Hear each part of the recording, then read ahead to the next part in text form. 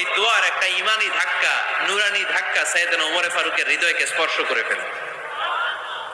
দোয়া is like a missile. এই যে আমরা দোয়া করি, এটা মিসাইলের মতো।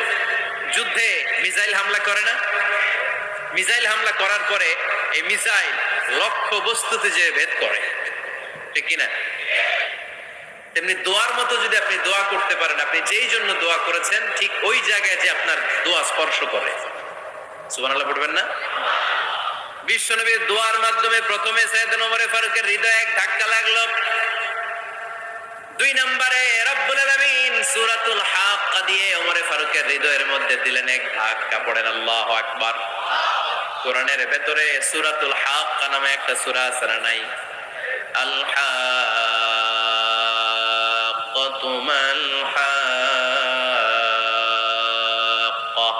ওয়া মা আদরাকা মাল হাক্কা।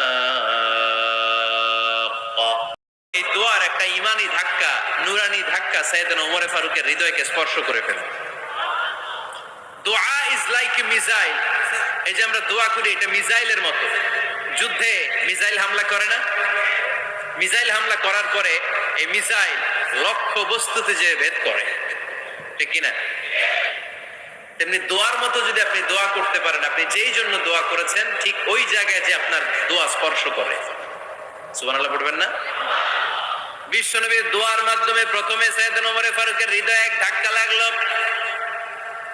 2 নম্বরে রব্বুল আলামিন সূরাতুল হাক্কা দিয়ে ওমর ফারুকের হৃদয়ের মধ্যে দিলেন এক ধাক্কা। পড়েন আল্লাহু আকবার। কোরআনের ভেতরে সূরাতুল হাক্কা নামে একটা সূরা আছে না নাই? আল হাক্কাতু মাল হাক্কা ওয়া মা আদরা